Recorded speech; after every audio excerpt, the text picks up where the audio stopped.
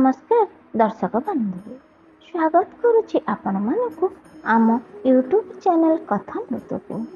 जगतर नाथ जगन्नाथ आम समस्तंकर आराध्य। आसंतु तांकर गोटे सुंदर लीला शुणिबा पूर्व अनुरोध चैनल को सब्सक्राइब कर नियंतु। वीडियो भल लगिले लाइक कमेंट शेयर करने को जमार भूलंतु नहीं एवं पाखरे थिबा बेल बटन को प्रेस कर दियंतु जहा द्वारा सब वीडियोर नोटिफिकेशन आपणक पाखरे पहुँची जीव। आसंतु शुणिबा। ओम नमो भगवते वासुदेवाय। श्रेय और प्रेय दुईटी दुई पथ परस्पर परिपूरक। मन एही दुई पथरे दोलक प्राय गति करे।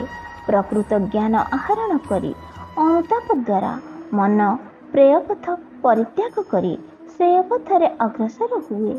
श्रेय पथ पथिक साधक रूपे परिचित। साधना निष्ठा हेले सिद्धि प्राप्ति हुअन्ति। तुलसीदास निज स्त्री रत्नावली ठारू भर्त्सना शुणी अनुतापरे जर्जरित होई प्रेय पथ परिहार करी श्रेय पथरे आश्रय नेइथिले। विगत जीवन अनुध्यान करे अनुभव कले से निज ठारू राम को केवल स्त्री ही दूरेई देउथिला।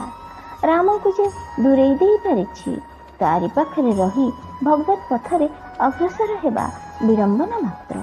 तेणु से गृहत्याग करी चलिले राम अनेश्वरे।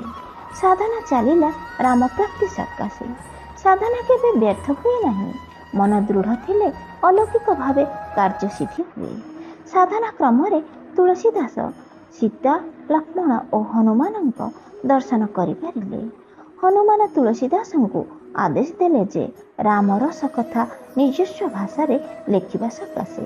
अतएव से निज आश्रम काशीपीठरे बसी रामचरित मानस लेखा आरंभ कले। सती पार्वती होई शिवଙ୍କ ठारू भगवान रामଙ୍କ कथामृत शुणिबाकू इच्छा कले। से अनुन्नय होई कहिले, हे प्रभु, केवल जे तुमे मोर स्वामी ताहा नुहे, सचराचर विश्वर स्वामी तुमे सबु जान। अतएव मते बुझाई दियो राम किए, रूप गुण महात्मा कौन। हे प्रभु, आपणक चरण तले मस्तक लगाई हाथ जोड़ी विनय होई प्रार्थना करुछि।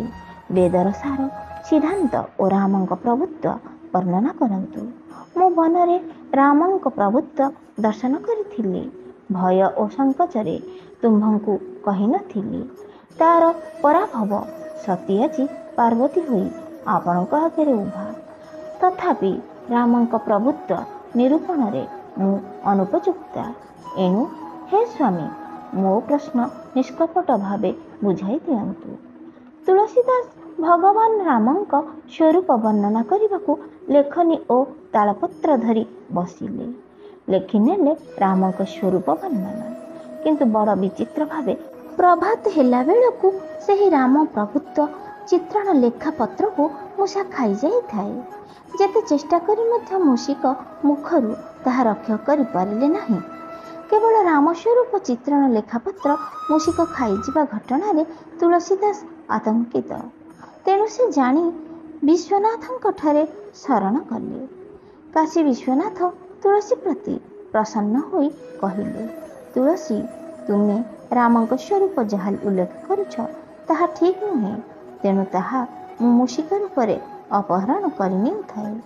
तुमे सठिक स्वरूप वर्णना करने निमंते भारतर समस्त तीर्थ पर्यटन करियास।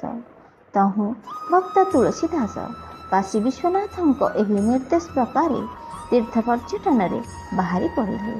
गोटे पर गोटे तीर्थ दर्शन करी परम संतोष लाभ करी आगे जाऊथांती। भारतर उत्तर पश्चिम और दक्षिणर समस्त तीर्थ दर्शन कर सारे पूर्व दिग को अग्रसर हेले तुलसीदास। गोटे पर गोटे तीर्थ दर्शन करी पहुँचिले श्रीक्षेत्र। श्रीक्षेत्र चारिधाम मध्य अन्यतम। भगवान श्रीरामଙ୍କ एकनिष्ठ भक्त लंकाधिपति विभीषण और हनुमान प्रत्यह राम दर्शन सकाशे श्रीक्षेत्र आगमन जनश्रुति और शास्त्र मत रही। वाल्मीकि रामायण रे मध्य उल्लेख अछि जे श्रीक्षेत्र रत्नवेदी रे विराजित विग्रह रघुवंशर इष्ट। निजे भगवान राम कहिथिले, ଯଦି କେବେ ମୋର ଦର୍ଶନାଳୀ ଭାସି ଥାଏ ତେବେ ଶ୍ରୀକ୍ଷେତ୍ରର ରତ୍ନବେଦୀରେ ବିରାଜିତ ବିଗ୍ରହ ଦର୍ଶନ କର। ଏଣୁ ସେ ଜଗନ୍ନାଥ ଦର୍ଶନ ସକାଶେ କ୍ଷୁଧା ତୃଷ୍ଣା କ୍ଳାନ୍ତି ଭୁଲି ଆଗେଇ ଗଲେ ଶ୍ରୀମନ୍ଦିର ଅଭିମୁଖେ। ଭକ୍ତମାନେ 22 ପାହାଚକୁ ଗୋଟିଏ ପରେ ଗୋଟିଏ ଅତିକ୍ରମ କରି ବଢ଼ି ଚାଲିଛନ୍ତି। ତୁଳସୀଦାସ ସେମାନଙ୍କ ମଧ୍ୟରୁ ଜଣେ। ପାହାଚ ଯେତେ ଉଠୁଥାନ୍ତି ମନ ସେତେ ଉଚ୍ଚାଟ ହେଉଥାଏ, ହୃଦୟ ଆନ୍ଦୋଳିତ ହୋଇ ଉଠିଥାଏ। ମୁଖରୁ ସ୍ଫୁରୁଥିବା ରାମ ନାମ କ୍ରମଶଃ ତୀବ୍ରତର ହୋଇ ଉଠୁଥାଏ। ଦୀପ୍ତିମନ୍ତ ମୁଖରୁ ସୁଅଦ ବାରି ଝରି ଅଜଣା ପୁଲକ ସଞ୍ଚାରିତ ହୋଇ ଉଠୁଥାଏ। ମନ୍ଦିର ଭିତରେ ଅସମ୍ଭବ ଭିଡ଼। ଭିଡ଼ ଭିତରୁ ବାହାରି ଗରୁଡ଼ ସ୍ତମ୍ଭ ପାଖରେ ପହଞ୍ଚିଲେ। ସେଠାରୁ ମଥା ଟେକି ଚାହିଁଲେ ରତ୍ନ ସିଂହାସନ ଉପରକୁ। ସେ ଦେଖୁଛନ୍ତି ସିଂହାସନ ଉପରେ 3 ବିଗ୍ରହ ବିରାଜିତ। ଶୁଭ୍ର ପୀତ କୃଷ୍ଣ ବର୍ଣ୍ଣର ହସ୍ତ, ପାଦ କର୍ଣ୍ଣ କାହାରି ତ ଦେଖାଯାଉ ନାହିଁ। ମୋଟାମୋଟି ଦେଖାଯାଉଥାନ୍ତି ବିକୃତ ରୂପ। ନିଜ ଆଖିକୁ ବିଶ୍ୱାସ କରିପାରିଲେ ନାହିଁ। କାଳେ ନିଜ ମନ ବିକୃତ ହୋଇଯାଇଥିବ ଅନୁମାନ କରି ବିବ୍ରତ ହୋଇଗଲେ। ତେଣୁ ସେ କିଛି ସମୟ ଚକ୍ଷୁ ବନ୍ଦ କରି ପୁଣି ଖୋଲି ଦର୍ଶନ କଲେ, ତଥାପି ଦେଖିପାରିଲେ ନାହିଁ। 3 ମୂର୍ତ୍ତିଠାରେ ମୁନିଜନ ଲୋଭ। ସୁନ୍ଦର ଶାନ୍ତ କୋଦଣ୍ଡଧାରୀ ଶ୍ୟାମଳ ମୂର୍ତ୍ତି। ମୀନନୟନ ପରିବର୍ତ୍ତେ ଦେଖିଲେ ସେହି ବଡ଼ ବଡ଼ ଚକନୟନ ବିମ୍ବ ଓଷ୍ଠ ବଦଳେ ଅର୍ଦ୍ଧବାଳ ମୂର୍ତ୍ତି। ପାଦହୀନ ଅସମ୍ପୂର୍ଣ୍ଣ ହସ୍ତ ବିଗ୍ରହ। ସୀତା ବୋଲି ବିରାଜିତା ଯେ ହସ୍ତପଦ କର୍ଣ୍ଣବିହୀନ ଏକ ହଳଦୀ ବିଗ୍ରହ। ଲକ୍ଷ୍ମଣ ବୋଲି ଯିଏ ଶୋଭା ପାଉଛନ୍ତି ଠିକ୍ ଜଗନ୍ନାଥ ଆକୃତି, ମାତ୍ର ଶୁଭ୍ର। ଏକକୁ ଆରେକ ବଳି। ତାଙ୍କୁ ଅଡ଼ୁଆ ଅଡ଼ୁଆ ଲାଗିଲା। 3 ବିଗ୍ରହ ବୋଧହୁଏ ସୀତାରାମ ଲକ୍ଷ୍ମଣ ହୋଇ ନଥାଇପାରେ, ହୁଏତ ଅନ୍ୟ କାହାର ପ୍ରତିମୂର୍ତ୍ତି। କିନ୍ତୁ ବିଭୀଷଣ ହନୁମାନ ଶ୍ରୀମନ୍ଦିରକୁ ପ୍ରତ୍ୟହ ଆସନ୍ତି କାହିଁକି? କାହାକୁ ଦର୍ଶନ କରିବା ଉଦ୍ଦେଶ୍ୟ ନେଇ ସେମାନେ ଏତେ ବ୍ୟାକୁଳ? ସେମାନେ ତ ରାମ ବିନା ଅନ୍ୟ କାହାରିକୁ ଦର୍ଶନ କରିବାକୁ ଉତ୍କଣ୍ଠିତ ନୁହନ୍ତି। ତେବେ 3 ବିଗ୍ରହ ଦୂରତ୍ୱ ଦୋଷରୁ ଆଖିକୁ ବିଭ୍ରାନ୍ତ। ଏଣୁ ସେ ଧସାଇ ପଶିଲେ ସିଂହାସନ ନିକଟକୁ। ଯାତ୍ରୀମାନଙ୍କର ପ୍ରବଳ ଭିଡ଼। ଠେଲାପେଲା ଭିତରେ ନିଜକୁ ଆୟତ୍ତରେ ରଖି 3 ଠାକୁରଙ୍କୁ ଭଲ ରୂପେ ନିରୀକ୍ଷଣ କରି ହେଉନଥାଏ। ଶେଷକୁ ସୁବିଧା ଦେଖି ସ୍ଥାନଟିଏ ଅକ୍ତିଆର କରି ନିଠାଇ ଚାହିଁଲେ 3 ବିଗ୍ରହଙ୍କୁ। ବିରାଟ ବିରାଟ 3 ମୂର୍ତ୍ତି। କଳା ଶ୍ରୀମୁଖ ଜଗନ୍ନାଥ ମୋଟେ ରାମଙ୍କ ପ୍ରାୟ ଦେଖାଯାଉନାହାନ୍ତି। ସେମାନଙ୍କ ମଧ୍ୟରେ ରୂପର ଅସାମଞ୍ଜସ୍ୟ। ତେବେ ଜଗନ୍ନାଥ ରାମ ନୁହନ୍ତି। ମିଥ୍ୟା କ'ଣ ଶାସ୍ତ୍ର ପୁରାଣ? ହନୁମାନ ବିଭୀଷଣ ଜଗନ୍ନାଥଙ୍କୁ ଦର୍ଶନ କରିବାକୁ ଆସନ୍ତି ନାହିଁ। ତେବେ କେବଳ ଜଗନ୍ନାଥ ମହିମା ପ୍ରଚାର ନିମନ୍ତେ ଏହା ଏକ ପ୍ରଚାର। ଆଶା କରିଥିଲି ଶ୍ରୀକ୍ଷେତ୍ରରେ ବିଭୀଷଣଙ୍କୁ ସାକ୍ଷାତ କରିପାରିବି, କିନ୍ତୁ ଯେଉଁଠାରେ ରାମ ନାହାନ୍ତି କାହିଁକି ଅବା ବିଭୀଷଣ ଆସିବେ? ବୃଥା ହେଲା ପରିଶ୍ରମ। ଆଜି ରାମ ଦର୍ଶନ କରିପାରିଲି ନାହିଁ। ଏହା ହିଁ ପରିତାପର ବିଷୟ। ସେ ଯଥାଶୀଘ୍ର ଶ୍ରୀକ୍ଷେତ୍ର ପରିତ୍ୟାଗ କରିବା ଶ୍ରେୟସ୍କର ମନେ କଲେ। ଗୋଟିଏ ପରେ ଗୋଟିଏ ପାହାଚ ଓହ୍ଲାଇ ଆସୁଥାନ୍ତି। ସହସା କେଉଁଠୁ ଗୋଟିଏ ଜଞ୍ଜିର ଲଗା ମାଙ୍କଡ଼ ଆସି ତୁଳସୀଦାସଙ୍କ ଚାରିପାଖେ ହାତ ତାଳି ମାରି ଘୂରି ବୁଲିଲା। ତୁଳସୀଦାସ ମୋଟେ ଅଗ୍ରସର ହୋଇପାରିଲେ ନାହିଁ ଆଗକୁ। ଅପ୍ରୀତିକର ଅବସ୍ଥାକୁ ମୁକାବିଲା କରିନପାରି ଅପ୍ରତିଭ ହୋଇ ଉଠିଲେ। ପଛକୁ ଫେରିବା ବ୍ୟତୀତ ଅନ୍ୟ କିଛି ଉପାୟ ନଥିଲା। କିନ୍ତୁ ଶ୍ରୀମନ୍ଦିର ଭିତରକୁ ପ୍ରବେଶ କରିବାକୁ ଇଚ୍ଛା ନଥାଏ। ଏପରି ଘଡ଼ିସନ୍ଧି ସମୟରେ ଏକ ଲମ୍ବା ବ୍ୟକ୍ତିଙ୍କ ଉପସ୍ଥିତିରେ ପରିସ୍ଥିତି ଭିନ୍ନ ମୋଡ଼ ନେଲା। ମାଙ୍କଡ଼ଠାରୁ ନିଷ୍କୃତି ପାଇ ତୁଳସୀଦାସ ତରତର ହୋଇ ବଡ଼ଦାଣ୍ଡକୁ ଓହ୍ଲାଇ ଗଲେ। ସମସ୍ତଙ୍କଠାରେ ଆତ୍ମମର୍ଯ୍ୟାଦାବୋଧ ଜ୍ଞାନ ଥାଏ, ଯାହା ସହଜରେ ନିଜ ଭୁଲକୁ ସ୍ୱୀକାର କରାଇ ଦିଏ ନାହିଁ। ଏଣୁ ହନୁମାନଙ୍କ ଇଙ୍ଗିତ କାହୁଁ ବୁଝିବେ ତୁଳସୀଦାସ? କ୍ଷୋଭ ଓ ଅଭିମାନରେ ଚାଲିଛନ୍ତି ବଡ଼ଦାଣ୍ଡଟାରେ। ଅବଶ ଶରୀରକୁ ତୁଳସୀଦାସ ବେଶୀ ଆଗକୁ ନେଇପାରିଲେ ନାହିଁ। ଏଣୁ ମଣ୍ଡପଟିଏ ଦେଖି ଆଶ୍ରୟ ନେଲେ। ସନ୍ଧ୍ୟା ନଇଁ ଆସୁଥାଏ ଶ୍ରୀକ୍ଷେତ୍ର ଉପରେ। ଶଙ୍ଖ ଭେରୀ ତୁରୀ ମଠ ବାଡ଼ି ମନ୍ଦିରେ ବାଜି ଉଠିଲାଣି। ଦଳ ଦଳ ହୋଇ ଖୋଳ କରତାଳ ଖଞ୍ଜଣି ଆଦି ବାଦ୍ୟ ବଜାଇ ଜଗନ୍ନାଥଙ୍କ ଭକ୍ତଗଣ ମତ ହୋଇ ନୃତ୍ୟ କରୁଥାନ୍ତି। ଅନ୍ୟ କେହି କେହି ମହାପ୍ରସାଦ ସେବନ କରି ଆନନ୍ଦ ମନରେ ଫେରୁଥାନ୍ତି। ପ୍ରେମାନନ୍ଦ ସଜୀବ କରିଦେଇଛନ୍ତି ଶ୍ରୀକ୍ଷେତ୍ରକୁ। କିନ୍ତୁ ସେହି ଦିବ୍ୟାନନ୍ଦ ଆସ୍ୱାଦନରୁ ବଞ୍ଚିତ ଥିଲେ ତୁଳସୀ ଦାସ। କେବଳ ଆଲୋଡ଼ନ ସୃଷ୍ଟି କରୁଥାଏ ତାହାଙ୍କ ମନରେ। ସଚ୍ଚିଦାନନ୍ଦ ବ୍ରହ୍ମ ଏପରି ଖଣ୍ଡିଆ ବିଗ୍ରହ ହୋଇପାରନ୍ତି? କାହିଁ ରାମଙ୍କ ନୟନାଭିରାମ କୋଟି କନ୍ଦର୍ପ ଜିଣା ଅଙ୍ଗ ସଷ୍ଟବ୍ୟ, ଆଉ କାହିଁ ଖଣ୍ଡିଆ ବିଗ୍ରହ ଚକାଡୋଳିଆ। ହୁଏତ ଜଗନ୍ନାଥ ଭଗବାନ ହୋଇପାରନ୍ତି, କିନ୍ତୁ ମୁଁ ଚାହେଁ ସୀତାରାମ ଲକ୍ଷ୍ମଣ। ଅନ୍ୟ ରୂପ ମୋ ମନକୁ ତୃପ୍ତି ଦେଇପାରନ୍ତି ନାହିଁ। ଅନ୍ୟ ବିଗ୍ରହ ପ୍ରତି ବିଦ୍ୱେଷ ଭାବ ହିଁ ଧର୍ମ ବିରୋଧୀ। ସମସ୍ତ ଧର୍ମ ବିଗ୍ରହ ଓ ନୀତି ଭକ୍ତ ନିକଟରେ ସମାନ। ଅତଏବ ତୁଳନାତ୍ମକ ଭାବରେ ବିରତ ହୋଇ ରାମ ନାମ ଜପରେ ଧ୍ୟାନ ଦେଲେ। ଏହି ସମୟରେ ଜଞ୍ଜିରରେ ଆବଦ୍ଧ ହୋଇଥିବା ମାଙ୍କଡ଼ ଧରି ଜଣେ ସାଧୁ ସେହି ମଣ୍ଡପରେ ବସିଲେ। ମୁଖରୁ ସଦା ସ୍ଫୁରୁଥାଏ ଜୟ ଶ୍ରୀରାମ, ଜୟ ଜଗନ୍ନାଥ। ମାଙ୍କଡ଼ଟି ମଧ୍ୟ ପାଟି ପାକୁ ପାକୁ କରି ସାଧୁଙ୍କ ପରି ରାମ ନାମ ନେବାକୁ ଉଦ୍ୟତ କରୁଥାଏ। ସାଧୁ ଯେତେ ଭାବ ବିଭୋର ହୋଇ ଉଠନ୍ତି, ମାଙ୍କଡ଼ଟି ସେତେ ତାଳି ମାରି ଦୁଇ ଗୋଡ଼ରେ ନାଚୁଥାଏ। ମାଙ୍କଡ଼ର ଭାବ ଦେଖି ତୁଳସୀଦାସଙ୍କ ମନରେ କୌତୂହଳ ସୃଷ୍ଟି ହେଲା। ରାମ ନାମ ପ୍ରେମ ମାଧୁରୀ ଆସ୍ୱାଦନ କରି ସେ ସାଧୁଙ୍କ ନିକଟତର ହୋଇ ପଚାରିଲେ, ବାବା, ଆପଣ କ'ଣ ଏହି କ୍ଷେତ୍ର ନିବାସୀ? ତୁଳସୀଙ୍କ ପ୍ରଶ୍ନ ଶୁଣି ସାଧୁ ବାବା କହିଲେ, ବାବା, ଏ କ୍ଷେତ୍ରରେ ଆମେ ସ୍ଥାୟୀ ବାସିନ୍ଦା ନ ହେଲେ ମଧ୍ୟ ଆମେ ପ୍ରତ୍ୟହ ଶ୍ରୀକ୍ଷେତ୍ର ଆସୁ। ଯେଉଁଠାରେ ସ୍ୱୟଂ ଭଗବାନ ରାମ ବିରାଜମାନ, ସେହି ପୁଣ୍ୟକ୍ଷେତ୍ରକୁ କେବେ କେହି ରାମ ଭକ୍ତ ହୋଇ ଛାଡ଼ିପାରେ? ସାଧୁଙ୍କ କଥା ଶୁଣି ତୁଳସୀଦାସ ଆଶ୍ଚର୍ଯ୍ୟ ହୋଇ ଭାବିବାକୁ ଲାଗିଲେ, ତେବେ ସେ କ'ଣ ଭୁଲ କରିଛନ୍ତି? କାହିଁ କେଉଁଠାରେ ରାମକୁ ଦର୍ଶନ କରିପାରିଲେ ନାହିଁ?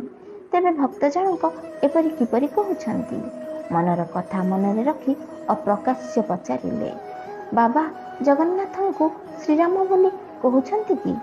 କିନ୍ତୁ ରାମଙ୍କ କମନୀୟ ବିଗ୍ରହ ସହିତ ସାମାନ୍ୟ ସାମଞ୍ଜସ୍ୟ ନାହିଁ।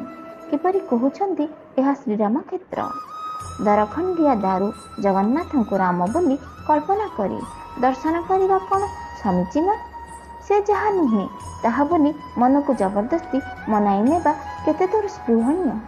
ପ୍ରତ୍ୟକ୍ଷ ଭାବେ ରାମ ଦର୍ଶନ ଯେଉଁଠାରେ ଦୁର୍ଲଭ, ସେଠାରେ କଳ୍ପନା କରି ଦର୍ଶନ କରିବା ଆବଶ୍ୟକତା କ'ଣ? ତୁଳସୀଦାସଙ୍କ କ୍ଷୋଭ୍ୟବାଣୀ ଶୁଣି ମାଙ୍କଡ଼ଟି ତୁଳସୀଦାସଙ୍କ ଉପରକୁ ଝପଟାଇ ଖିଙ୍କାରି ହୋଇ ଆସିଲା। ସାଧୁ ଜଣଙ୍କ ଜଞ୍ଜିର ଟାଣି ଧରି ଆକ୍ରମଣରୁ କ୍ଷାନ୍ତ କରାଇ କହିଲେ, ବୁଝିଲ ବାବା, ଏହି ରାମଦାସ ମାଙ୍କଡ଼ ଖୁବ୍ ଶାନ୍ତଶିଷ୍ଟ ଓ ଭଦ୍ର, କିନ୍ତୁ ରାମଙ୍କ ନିନ୍ଦା ମୋଟେ ସହ୍ୟ କରିପାରେ ନାହିଁ। ଜଗନ୍ନାଥ ରାମ ନୁହନ୍ତି କହିଲେ ରାମଦାସ ତାଙ୍କୁ ଆକ୍ରମଣ କରେ। ଆପଣ କାହିଁକି ଜଗନ୍ନାଥ ଓ ରାମଙ୍କ ଭିନ୍ନ ଭାବ ପୋଷଣ କରୁଛନ୍ତି?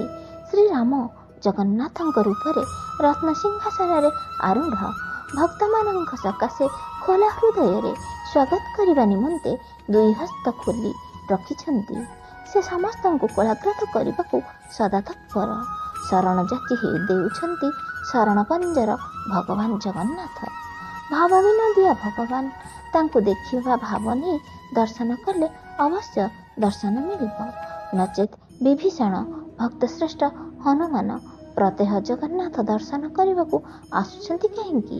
ବିଭୀଷଣ ଓ ହନୁମାନ ଶ୍ରୀରାମ ବିନା ଅନ୍ୟ କାହାରିକୁ ଦର୍ଶନ କରିବା ଦୃଷ୍ଟାନ୍ତ ଅଛି କି? ତେବେ ସେ ଆସନ୍ତି କିପରି? ସ୍ମରଣ ଅଛି କି? ସ୍ୱୟଂ ଭଗବାନ ଶ୍ରୀରାମ ବିଭୀଷଣଙ୍କୁ କହିଥିଲେ, ମହୋଦଧି ନୀଳଗିରିର ରତ୍ନବେଦୀ ଉପରେ ଜଗନ୍ନାଥ ନାମରେ ବିରାଜିତ। ସେହିଦିନଠାରୁ ସେ ପ୍ରତିଦିନ ଶ୍ରୀକ୍ଷେତ୍ର ଆସି ଜଗନ୍ନାଥ ଦର୍ଶନ କରି ଫେରି ଯାଉଛନ୍ତି। ତେବେ ଭଗବାନ ଶ୍ରୀରାମ ବିଭୀଷଣଙ୍କୁ କ'ଣ ମିଥ୍ୟା କହିଥିଲେ? ଉଦ୍ବେଗ ଚିତ୍ତରେ ତୁଳସୀଦାସ ପଚାରିଲେ, ବାବା, ଆପଣ କ'ଣ ବିଭୀଷଣଙ୍କୁ ଦେଖିଛନ୍ତି? ତହୁଁ ଆଗନ୍ତୁକ ସାଧୁ ହସି ହସି କହିଲେ, ବାବା, ଖାଲି ବିଭୀଷଣ କାହିଁକି, ହନୁମାନ ପରଶୁରାମଙ୍କୁ ଦର୍ଶନ କରିଛି। ପ୍ରକୃତରେ ସେମାନେ ପ୍ରତ୍ୟହ ଜଗନ୍ନାଥ ଦର୍ଶନ ସକାଶେ ଆସିଥାନ୍ତି। ସାଧୁ, ସନ୍ଥ, ଋଷି, ଶାସ୍ତ୍ରବାଣୀ ଅଲଙ୍ଘନୀୟ। ମନରେ ସନ୍ଦେହ ଜାତ ହେଲେ ପ୍ରେମ ଭକ୍ତି ଦୂର ହୋଇଯାଏ। ଯେଉଁଠାରେ ଭକ୍ତି ନାହିଁ ସେଠାରେ ପ୍ରେମମୟୀ ରାମ ରହିବେ କେଉଁଆଡ଼େ? ସମସ୍ତ ସନ୍ଦେହ ପରିହାର କରି ନିଷ୍କାମ ଓ ନିଷ୍ଠାପର ଚିତ୍ତରେ ନିର୍ମଳ ହୃଦୟ ଦୃଢ଼ ମନରେ ଭଗବାନଙ୍କୁ ଦର୍ଶନ କରିବାକୁ ଚେଷ୍ଟା କର, ଅବଶ୍ୟ ପାଇପାରିବ। ଭକ୍ତପ୍ରିୟ ଭଗବାନ ଭକ୍ତିରେ ହିଁ ସନ୍ତୁଷ୍ଟ। ସରଳ ମନରେ ଯେ ତାଙ୍କୁ ଖୋଜେ ସେ ତାଙ୍କୁ ପାଏ। ଜଗନ୍ନାଥଙ୍କୁ ଯିଏ ସ୍ୱୀକାର କରିପାରୁନାହିଁ ସେ କାହୁଁ ପାଇବ ମାଧୁର୍ଯ୍ୟମୟ ରାମଙ୍କୁ। ଅମୃତମୟଙ୍କ ଆରାଧନାରେ ହୃଦୟରେ ଅମୃତପୂର୍ଣ୍ଣ କର। ଚିତ୍ତଶୁଦ୍ଧି ନ ହେବା ପର୍ଯ୍ୟନ୍ତ ମିଥ୍ୟାଭିମାନରେ ଭଗବାନଙ୍କୁ ଖୋଜିଲେ କ'ଣ ଭଗବାନ ରାମ ଦର୍ଶନ ଦିଅନ୍ତି? ପରମବ୍ରହ୍ମ ରାମଙ୍କୁ ଉପଲବ୍ଧି କରିବା ଏହି ଶ୍ରୀକ୍ଷେତ୍ର ହିଁ ଉପଯୁକ୍ତ। ପ୍ରତ୍ୟେକ ଭୁଲ ସଂଶୋଧନ କରି ସୁଷମ ସିଦ୍ଧାନ୍ତରେ ଉପନୀତ କରାଇବା ଶ୍ରୀକ୍ଷେତ୍ରର ସ୍ୱତନ୍ତ୍ରତା। ଆପଣ ବିଶ୍ରାମ ନିଅନ୍ତୁ। କହୁ କହୁ ଅନେକ କିଛି କହିଦେଇଛି, କିଛି ଭାବିବେ ନାହିଁ। ଆପଣଙ୍କ ପରି ଜଣେ ସିଦ୍ଧ ପୁରୁଷର ଭାବାନ୍ତର ଦେଖି କେବଳ ନିଜ ଅନୁଭୂତି ବ୍ୟକ୍ତ କରିଦେଇଛି ମାତ୍ର। ଏଣୁ ତ ମନୁଷ୍ୟ ତୀର୍ଥ ପର୍ଯ୍ୟଟନ କରେ ବିଭିନ୍ନ ସିଦ୍ଧାନ୍ତ ଦ୍ୱାରା ନିଜ ସାଧନାକୁ ବାସ୍ତବ ଧର୍ମୀ କରିବା ସକାଶେ। ଯଦି କିଛି ଭାବୁଛନ୍ତି ତେବେ ଆପଣଙ୍କ ମହାନୁଭବ ଗୁଣ ଦ୍ୱାରା କ୍ଷମା ଦେବେ କହି ସାଧୁ ମାଙ୍କଡ଼ ଧରି ରାମନାମ ଗାନ କରି କେଉଁଆଡ଼େ ଉଭେଇ ଗଲେ। ବୋକାଙ୍କ ପରି ଚାହିଁ ରହିଲେ ତୁଳସୀଦାସ। କ୍ରମଶଃ ପଥକ୍ଳାନ୍ତ ଯୋଗୁଁ ତନୁ ମନ ଅବଶ ହୋଇ ଆସିଲା। ଅଜଣାରେ କେତେବେଳେ ନିଦ୍ରାଧିଭୂତ ମନପୁଷ୍ପମଣ୍ଡିତ ଜ୍ୟୋତିର୍ମୟ ଚିନ୍ମୟ ପୁରୁଷୋତ୍ତମ ଶ୍ରୀରାମ ଆବିର୍ଭୂତ ହୋଇ ମଣ୍ଡପଟି ଦିବ୍ୟ ଜ୍ୟୋତିରେ ଉଦ୍ଭାସିତ ହେଲା। ଚନ୍ଦନ ତୁଳସୀ ଅଗୁର ସୌରଭରେ ଶିହରଣ ଖେଳିଗଲା ତନୁ ମନରେ। ନିଜ ଇଷ୍ଟ ପ୍ରଭୁ ଶ୍ରୀରାମଙ୍କ ଦର୍ଶନ ପାଇ ତୁଳସୀଦାସ ରାମଙ୍କ ଅଭୟ ପଦକଞ୍ଜ ତଳେ ମଧାନାଦ କରି ସାଷ୍ଟାଙ୍ଗ ପ୍ରଣାମ କରି ମଥା ଟେକି ଚାହିଁବା ଅବସରରେ ଦେଖିଲେ ଦୁର୍ବାଦଳ ଶ୍ୟାମଳ ମୂର୍ତ୍ତି ପରିବର୍ତ୍ତେ ଦଳିତାଞ୍ଜନ କାନ୍ତି ଚକାନୟନ ବଳିଆର ଭୁଜ ଶ୍ରୀ ଜଗନ୍ନାଥ। ଜଗନ୍ନାଥଙ୍କୁ ନିରେଖି ରହିବା ଭିତରେ ଦେଖିଲେ ମୀନନୟନ କୋଦଣ୍ଡଧାରୀ ଶ୍ରୀରାମ ମୃଦୁ ମୃଦୁ ହସି କହୁଛନ୍ତି, ତୁଳସୀ ତୋରି ମନରେ ଆହୁରି ସଂଶୟ? ଦ୍ୱନ୍ଦ୍ୱମୁକ୍ତ ହିଁ ଶୁଦ୍ଧ ଭକ୍ତି। ତୁ ମୋର ପରମ ଭକ୍ତ, ଏ ସନ୍ଦେହ ତୋଠାରେ ଶୋଭା ପାଏ ନାହିଁ। ମୋତେ ତୁ ଉତ୍ତମ ରୂପେ ଉପଲବ୍ଧି କରିବାକୁ ଚେଷ୍ଟା କର। ଅଧିକନ୍ତୁ ମୋର ଜଗନ୍ନାଥ ରୂପକୁ ଅବମାନନା କରିବା କ'ଣ ସନ୍ଥ ଭକ୍ତ ନିକଟରେ କରଣୀୟ? ପୁରୁଷୋତ୍ତମ ଜଗନ୍ନାଥ ପୂର୍ଣ୍ଣ ବ୍ରହ୍ମ। ବ୍ରହ୍ମଙ୍କୁ ସମ୍ପୂର୍ଣ୍ଣ ରୂପେ ଦେଖିବା କ'ଣ ସମ୍ଭବ? ତୁ ଶ୍ରୀମନ୍ଦିରରୁ ନିରାଶ ହୋଇ ପ୍ରତ୍ୟାବର୍ତ୍ତନ କରିବା ସମୟରେ ଯେଉଁ ମାଙ୍କଡ଼ ରୂପରେ ଜଞ୍ଜିର ଲଗାଇ ତୋରି ନିକଟକୁ ନେଇ ଉପଦେଶ ଦେଉଥିଲେ ସେ ଲଙ୍କାପତି ବିଭୀଷଣ। ଅଜ୍ଞାନ ଓ ସଂକୀର୍ଣ୍ଣ ମନୋଭାବ ଯୋଗୁଁ ବାସ୍ତବ ବ୍ରହ୍ମକୁ ଉପଲବ୍ଧି କରିପାରୁନାହୁଁ। ତୁ ଜାଣୁ ଦ୍ୱନ୍ଦ୍ୱ ସଂଶୟ ମୋଚନ ଓ ସତ୍ୟାନୁଭକ୍ତି ସକାଶେ ମୋର ଏ ଅବତାର। ସନ୍ଦେହ ଦ୍ୱନ୍ଦ୍ୱ ଭିତରେ ରହି ମୋତେ କ'ଣ ଦର୍ଶନ କରିପାରିବୁ? ନିର୍ମଳ ଦ୍ୱନ୍ଦ୍ୱାତୀତ ଭକ୍ତିପୂର୍ଣ୍ଣ ହୃଦୟରେ ଶ୍ରୀମନ୍ଦିରକୁ ଆସେ, ତୋର ଅଭୀଷ୍ଟ ଅବଶ୍ୟ ପୂର୍ଣ୍ଣ ହେବ କହି ଅପସରି ଗଲେ। ଠିକ୍ ସେତିକି ବେଳେ ନିଦ୍ରା ଭାଙ୍ଗିଗଲା। ଜାଗ୍ରତ ଅବସ୍ଥାରେ ମଧ୍ୟ ଅନୁଭବ କରି ହେଉଥିଲା ଭଗବାନଙ୍କ ଦର୍ଶନ ପ୍ରଭାବ। ଦୟଣା ତୁଳସୀ ଚନ୍ଦନର ମଧୁର ମହକ ବର୍ତ୍ତମାନ ସୁଦ୍ଧା ବାୟୁମଣ୍ଡଳରେ ପୂରି ରହିଛି। ସେତିକି ବେଳକୁ ପୂର୍ବାକାଶରେ ପାହାନ୍ତିଆ ତାରା ଜାଜୁଲ୍ୟମାନ। ନିତ୍ୟକର୍ମ ସାରି ଶ୍ରୀମନ୍ଦିର ଅଭିମୁଖେ ଅଗ୍ରସର ହେଲେ ତିନି ଠାକୁର ସହାସ୍ୟ ବଦନେ ରତ୍ନବେଦୀ ଉପରେ ବିରାଜିତ। ସତେ ଯେମିତି ଜଣାଯାଉଛି ଦର୍ଶନ କରିହେବ ଯେ ଜଗନ୍ନାଥ ସେ ରାମ। ଭଗବାନ ତୁଳସୀଦାସଙ୍କ ପାଇଁ ପ୍ରତୀକ୍ଷମାଣ। ତୁଳସୀଦାସର ଆଖି ଚକା ଆଖି ସହିତ ମିଳନ ହୋଇଗଲା। ଭକ୍ତ ଓ ଭଗବାନଙ୍କର ଅଧରରେ ଖେଳିଗଲା ପ୍ରେମର ଉଚ୍ଛ୍ୱାସ। ପୁଲକିତ ହୋଇ ଉଠୁଥିବା ତନୁ ମନରେ ସ୍ୱେଦ ଝରି ବହିଗଲା। ସାଷ୍ଟାଙ୍ଗ ପ୍ରଣାମ କରି ମଥା ଟେକି ଚାହିଁବା ଅବସରରେ ଦର୍ଶନ କଲେ ନୟନାଭିରାମ ଦୁର୍ବାଦଳ ଶ୍ୟାମଳ କୋଦଣ୍ଡଧାରୀ ରାମଙ୍କ ସହିତ କମନୀୟ ଆଲାଦିନୀ ଶକ୍ତି ସୁନାଝରା ଦିବକାନ୍ତି ସୀତା ଆଉ ଜ୍ୟୋତିର୍ମୟ ଗୌରବବର୍ଣ୍ଣ ଲକ୍ଷ୍ମଣ ଠାକୁର। ତୁଳସୀନ ମନର ସମସ୍ତ ସନ୍ଦେହ ଦୂର ହୋଇଗଲା। ଭାବାବେଶରେ ଉଲ୍ଲାସିତ ହୋଇ ରୋମାଞ୍ଚିତ ହୋଇ ଉଠିଲେ ସେ। ଚକ୍ଷୁରୁ ଧାର ଧାର ଅଶ୍ରୁ ଝରି ପଡ଼ୁଥାଏ। ପୁନଃ ପ୍ରଣତି ଢାଳି ଉଠିଲା ପରେ ଦେଖିଲେ ବଳିଆର ଭୁଜ ଚକାଡୋଳିଆ ଅନୁପମ ସୁନ୍ଦର ଜଗନ୍ନାଥ ସହ ସୁଭଦ୍ରା ଓ ବଳଭଦ୍ର। କୃତଜ୍ଞତା ଭାବ ଫୁଟାଇ ଭକ୍ତି ଗଦଗଦ କଣ୍ଠରେ କହିଲେ, ହେ ସଚିଦାନନ୍ଦ ଭଗବାନ ଜଗନ୍ନାଥ, ତୁମେ ହିଁ ରାମ, ତୁମେ ହିଁ ପରମ ବ୍ରହ୍ମ। ଅଜ୍ଞାନବଶତଃ ଅଭିମାନ କରୁଥିଲି। ସାମାନ୍ୟ ମନୁଷ୍ୟ କାହୁଁ ଜାଣିବ ଆପଣଙ୍କ ଲୀଳା। ମୋତେ କ୍ଷମା କରିଦିଅ ପ୍ରଭୁ। ତବ ଅଭୟ ମହାବାହୁ ତଳେ ମୋତେ ଆଶ୍ରୟ ଦିଅ। ତୁମେ କେତେ ଉଦାର, କେତେ ମୋତେ ଭଲ ପାଅ। ତବ କୃପା ଯୋଗୁଁ ଠିକ୍ ସିଦ୍ଧାନ୍ତରେ ଉପନୀତ ହୋଇପାରିଛି। ଭଗବାନ ରାମଙ୍କ ବାସ୍ତବ ରୂପ ଆଜି ମୁଁ ଜାଣିପାରିଲି। ଏହି ଅନନ୍ତ ରୂପ ଯାହା ସାଧାରଣ ଚକ୍ଷୁରେ ଦରଖଣ୍ଡିଆ ଦେଖାଯାଉଛି, ତାହା ପ୍ରକୃତରେ ରାମଙ୍କ ରୂପ। ଭାବବିଭୋର ହୋଇ ତୁଳସୀଦାସ ଗାଇ ଉଠିଲେ, ବିନୁ ପାଦ ଚଲଇ ସୁନଇ ବିନୁ କାନା, କର ବିନୁ କରମ କରଇ ବିଧି ନାନା, ଆନନ୍ଦ ରହିତ ସକଲ ରସ ଭୋଗୀ, ବିନୁ ବାଣୀ ବକତା ବଡ଼ ଯୋଗୀ। ରତ୍ନବେଦୀ ଉପରୁ ଶୂନ୍ୟବାଣୀ ଶୁଭିଲା, ଆଦରର ତୁଳସୀ, ତୁମେ କାଶୀ ଫେରିଯାଇ ରାମଙ୍କ ରୂପ ଏହି ପଦ ନେଇ ବିନ୍ୟାସ କର। ତୁମର ରାମଚରିତ ଯୁଗେ ଯୁଗେ ଜନମାନସରେ ଅମୃତ ଢାଳିଦେବ। ତାପରେ ଭାବବିଭୋର ହୋଇ ସେ ବଡ଼ଦାଣ୍ଡରେ ଗାଇ ଗାଇ ଚାଲିଲେ, ଜୟ ଜୟ ଜଗନ୍ନାଥ ଜଗଦେବା, ଶିବ ବିରଞ୍ଚି ନାରଦ କରି ସେବା। ଯାହାକି ଶ୍ରୀମନ୍ଦିରରେ ପ୍ରତ୍ୟହ ବଡ଼ ଶୃଙ୍ଗାର ବା ବଡ଼ ସିଂହାର ସମୟରେ ଭଜନ କରାଯାଏ।